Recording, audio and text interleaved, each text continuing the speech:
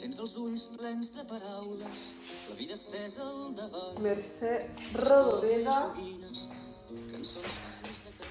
em dona més feina que ningú. Un dia històric, avui és un dia de celebració, avui és el dia en què Gala Martí, jo present, torna a YouTube. Torna en un projecte que caureu de cul. Ja m'haureu sentit parlar del projecte perquè no calle, però al setembre a Canal Malaya ens van donar el Premi Lletra de la UOC. Consisteix en una estada virtual que estic fent ja des de fa uns mesos i una presentació de 10 vídeos de les 10 lectures preinscriptives de la selectivitat. És a dir, que a partir d'ara, els vídeos que eixiran del meu canal seran vídeos dedicats exclusivament al tema que més ens agrada, que és la literatura catalana. Llavors, aquest és el primer vídeo que eixirà, que evidentment, com podreu notar i veure i observar, parlarem sobre la més gran, Mercè Rodoreda, i la plaça del Diamant. Abans de començar el vídeo i també el projecte, m'agradaria especificar una cosa, i és que el vídeo que faré no és un resum del llibre, sinó que és una suplementació. És a dir, el vídeo pot ser us ajuda a entendre millor el llibre, però només serà centrat en un aspecte que jo he considerat que és el més important del llibre o que té molta força. En el cas de Mercè Rodoreda, avui ens centrarem en la simbologia. És a dir, els símbols que té la plaça del Diamant i com poden entendre's en el context del llibre, la narrativa, com s'entén, com interpretem. Comencem. De l'alçades no cal que contextualitzi qui és Rodoreda, no cal que vos expliqui perquè ja ho heu de saber, i l'únic que vos puc dir és que jo estic un poquet boja i tinc 1000 edicions diferents de Rodoreda, però qualsevol és bona i no sé quina haureu llegit vosaltres, però jo em basaré i llegiré fragments d'esta edició. Sabem que durant tot el llibre de la plaça del Diamant hi ha una quantitat infinita de símbols, però jo m'he centrat en 5 símbols, que crec que són els 5 símbols més potents, per explicar-vos, perquè tampoc és qüestió que això siga una pel·li.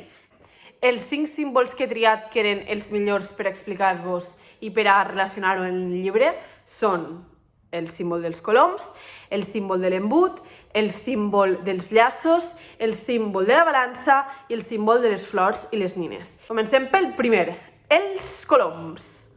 No és casualitat que Mercè Rodoreda hagi triat el símbol dels coloms per a definir aquest empresonament, aquest alliberament i aquesta contraposició de sentiments que van eixint durant tota l'obra. De fet, sabem que el colom és un símbol que apareix durant tota la nostra història. Podem veure ja el símbol del colom, si direm enrere, a la Gènesi, que expressava la pau, la reconciliació, que connecta en tot el procés que viu la protagonista i que intenta reconciliar-se, però que passarà molts entrebancs, que això ja ho heu de saber. Per tant, els coloms representen aquest empresonament que al final acabarà sent alliberador i que ara en parlarem. I de fet, un altre punt que hem de tindre en compte és que el nom de la protagonista, Natàlia, també té un altre nom que és Colometa, que suposo que ja sabreu que és el nom que li posa el seu primer marit per a definir-la com a seua. Tu eres Colometa i eres meua. De fet, anem a llegir un fragment que a partir d'aquest punt, a partir del moment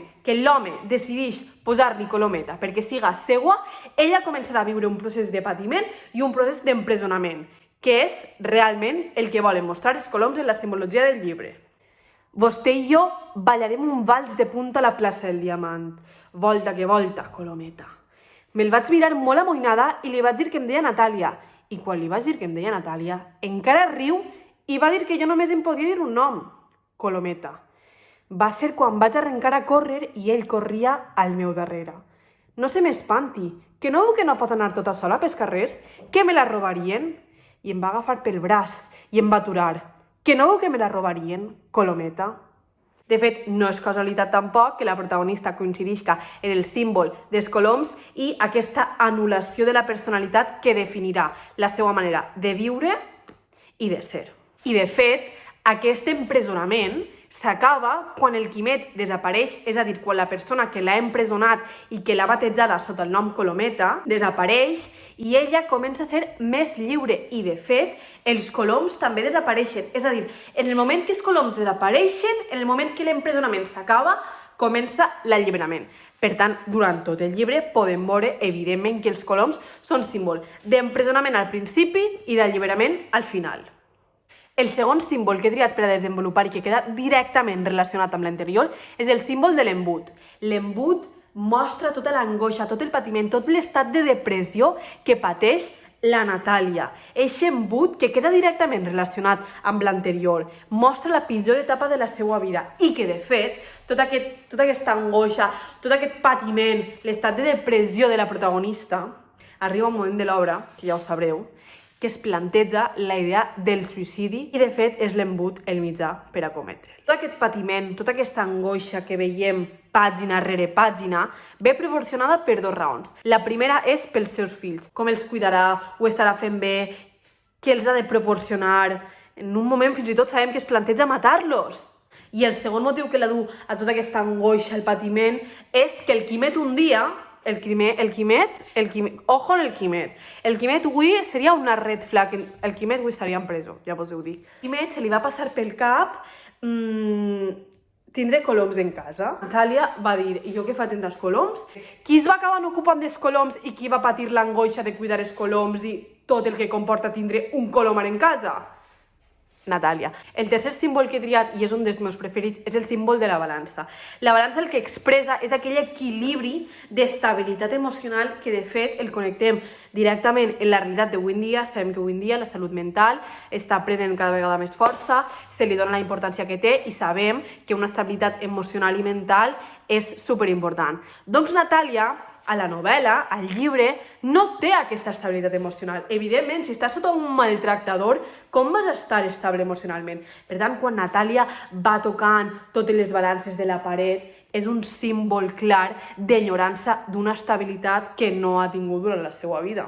Tots sabem que per a gaudir d'una vida plenament feliç hem de tindre certa estabilitat emocional, hem de tindre cert equilibri. És per això que les balances mostren aquesta manca d'equilibri que la Natàlia, malauradament, no pot tindre i que, per tant, anul·la el seu sentiment de felicitat. El quart símbol que he triat per explicar de la novel·la són els llaços. Hem anat llegint, hem anat veient que hi ha diverses vegades que els llaços estan presents. Què signifiquen aquests llaços? Per què Rodoreda? Per què són importants? Perquè els llaços expressen la superació del dia a dia, és a dir, després de la vida que té Natàlia, que té Colometa, eixa vida de repressió, de prohibició, de maltractament, els llaços són una mostra de superació. Després de tindre la xiqueta i que la seva vida canvie per complet, eixos llaços són una manera de superació i que, malgrat tot el que està vivint la protagonista, totes les males passades que li estan fent, els llaços són superació, lluita i victòria del que aconsegueix. I que, de fet, jo no vos diré tampoc el final, però el llibre té un caire d'angoixa, de patiment, però sabem que hi ha una tònica del llibre final que pot ser trencant això, no? Digueu-m'ho vosaltres. I l'últim símbol que he triat, i que ara vos llegiré un trosset, és el símbol de les flors i de les nines. Tots sabem que aquest símbol remet a una infantesa i en el llibre a una infantesa perduda, perquè no és la infantesa la millor època de la nostra vida, evidentment que sí, jo la trobo molt a faltar. Una època de la teua vida que ho trobes tot genial, tens il·lusió per tot, tens ganes de viure, eres feliç, no tens preocupacions, els pares et cuiden.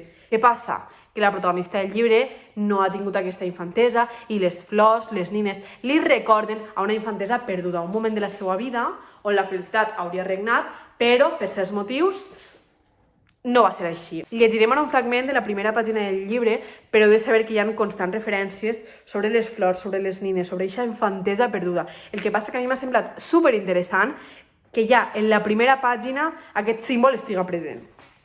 Quan vam arribar a la plaça, els músics ja tocaven. El sostre estava guarnit amb flors i cadeneta de paper de tots els colors. Una tira de cadeneta, una tira de flors. Hi havia flors amb una bombeta dintre i tot el sostre era com un paraigua a l'inrevés, perquè els acabaments de les tires estaven lligats més en l'aire que no pas al mig, on totes s'ajuntaven. La cinta de goma continuaria. És un fragment que, de fet, descriu com és aquesta entrada a la plaça del Diamant, no? I fins així el vídeo d'avui. Espero haver-vos ajudat, que hàgiu entès una miqueta més els símbols, que els hàgiu relacionat directament en la novel·la i fins i tot en coses quotidianes que ens poden passar a nosaltres avui en dia. I fins ací el vídeo, fins ací el llibre. Espero que vos hagi quedat un poc més clar la simbologia de la plaça del Diamant, que la relacioneu amb l'obra i que també arribeu a relacionar-la amb coses quotidianes que ens poden passar avui en dia. I per acabar, espero que hàgiu entès una miqueta millor el llibre, que vos hagi servit de gran ajuda aquest vídeo, perquè aquesta és la intenció, llegir, entendre i sentir teua la literatura. Aparador de joguines,